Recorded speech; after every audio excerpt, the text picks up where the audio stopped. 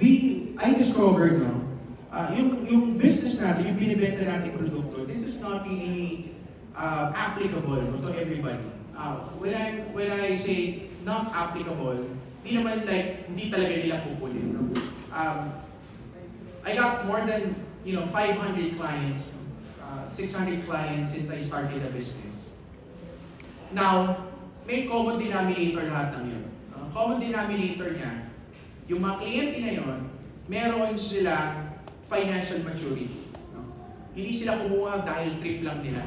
Okay? Yung mga kumuha ng dahil trip nila, mga lapse na yung mga policies niyan, sinorender na nila. No? But most of them, majority niyon, kumuha sila dahil ready sila.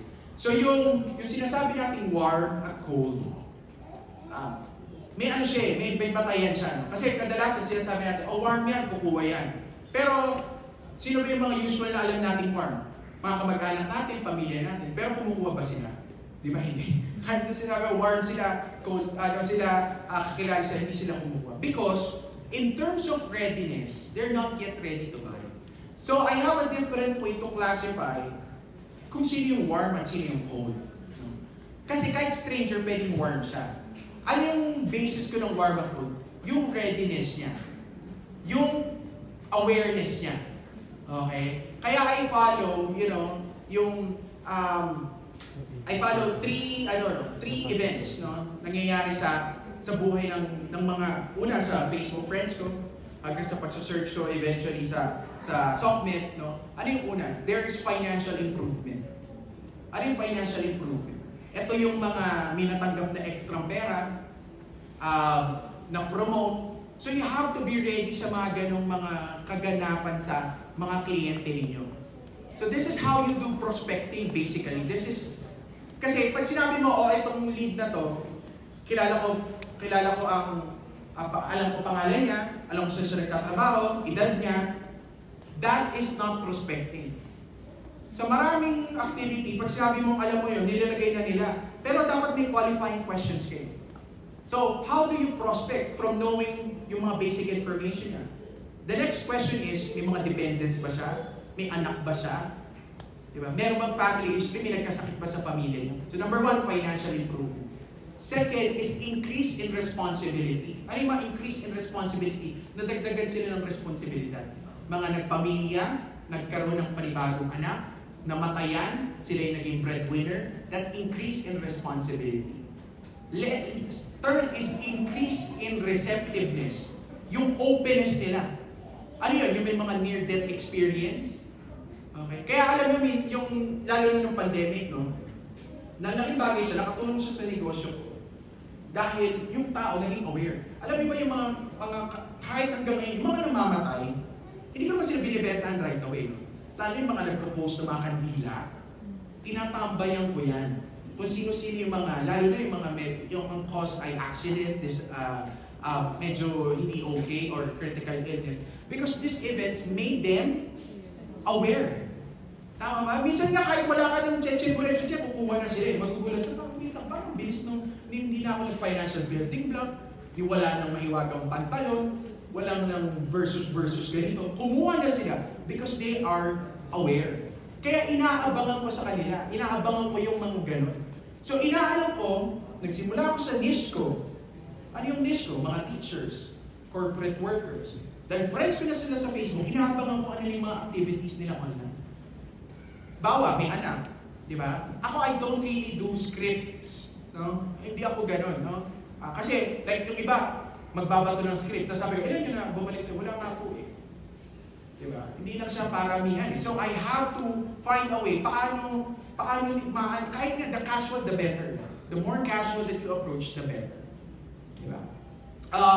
And then I started like making engagements online, like yung mga likes, simple likes, because we know Facebook, yung algorithm niya, di ba? Kung sino yung palagi mong may engagement, it started, yung mga ano mo online, lumalabas na ngayon sa kanila. Tama, nababasa nila, even they're not liking it, nababasa nila. Let's say for example, si Jason, yung aking UN. Ewan ko kung nakapalan kayo ng ilang session niya kasi sa ProVenture siya. Tanongin niyo kung saan ko siya na-recruit, saan ko siya nabenta. May mind ako, pero nabasa ko na, palagi siya nagla-like. Okay, nakikita niya yung mga messages. May isa akong my day, alam mo yung message niya lang, hi.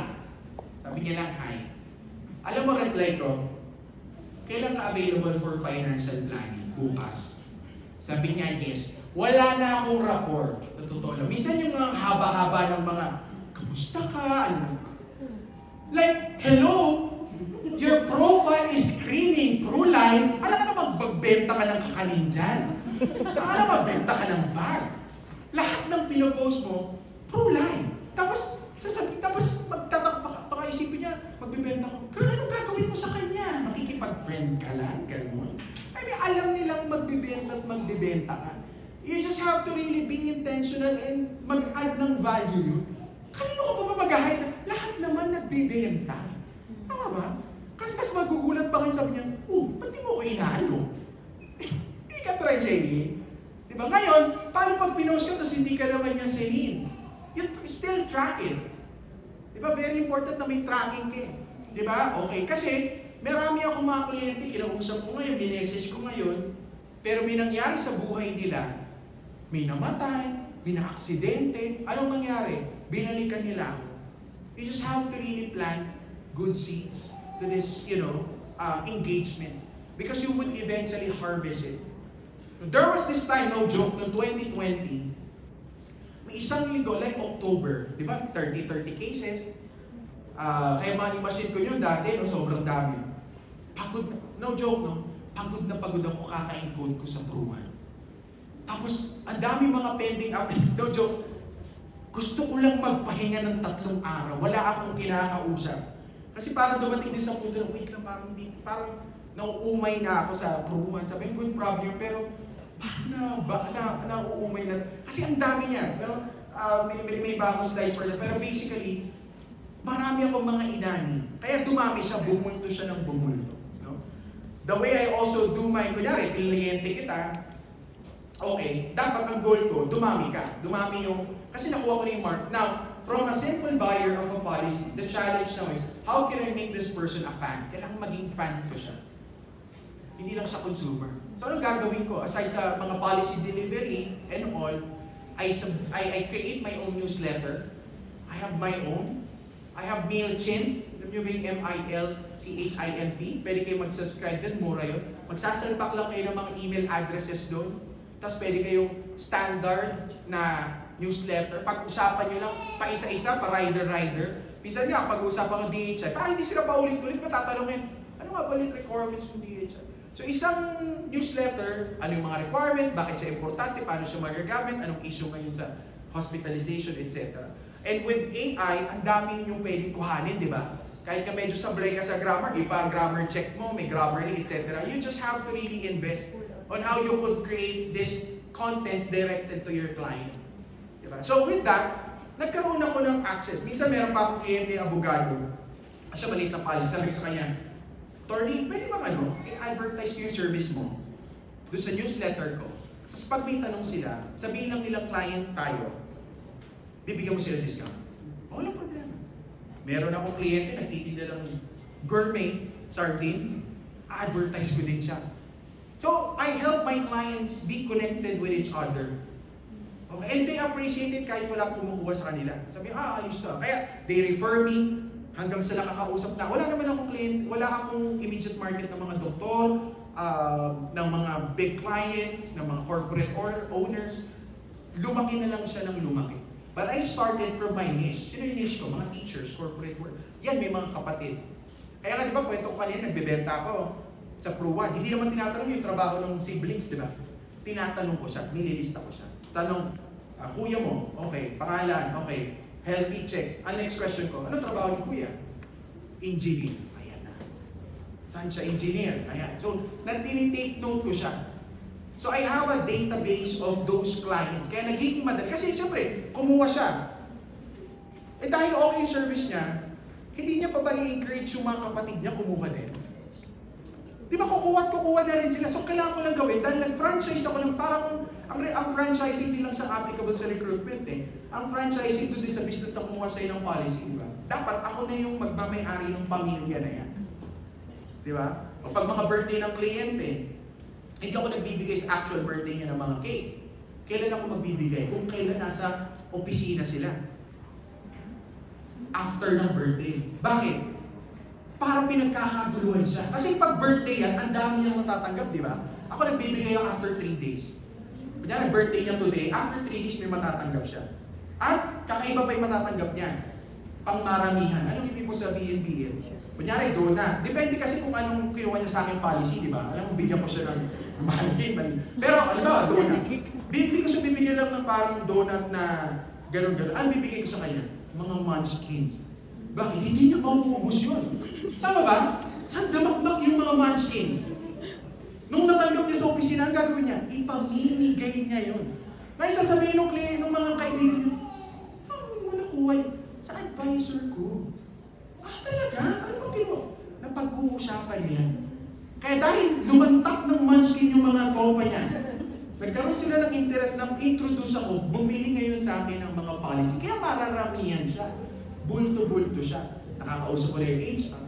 Diba? Sa pamilya niya, kung wala siya sa opisina, kailangan hindi niya birthday. Kasi di ba magulo, ang dami nangyayari pag birthday. Bago mag-birthday o mismong birthday. Kinasal. Nagbibigay din ako. Alam ko yung mga kinasal na yan. Nag-post sila. May air fryer ka sa akin. May ba? After ulit ng kasal. Hindi sa kasi kapag nilagay nila yung gift ko sa actual kasal, ang gulo-gulo na, hindi nila makikita sa akin yun. Right? Diba? Kasi buong pamilya, hanggang sa buong pamilya na yung kumuha sa akin. Diba? May one time pa, alam ko itong tao na to, alam ko yung need niya. Tao siya sa simbahan, tapos tumutulong siya sa mga tao. May nasunugan malapit sa barangay nila. Alam ko influential to, sa simbahan niya. Tumawag kayo na ako. Alam ko namang malayo yung bahay na, kasi hindi naman siya sa squatters area. Magandang bahay. Tinanong ko, ma'am, may nasunugan sa inyo? Malayo pa kayo dyan? Malayo lang ako dito, bababla, ganyan, etc.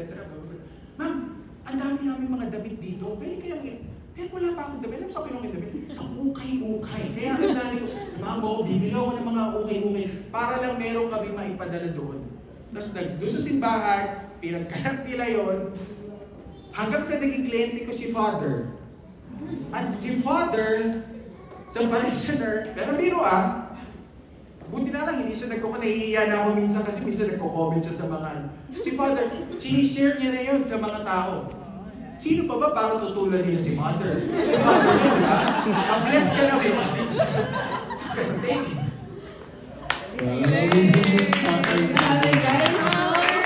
Grabe.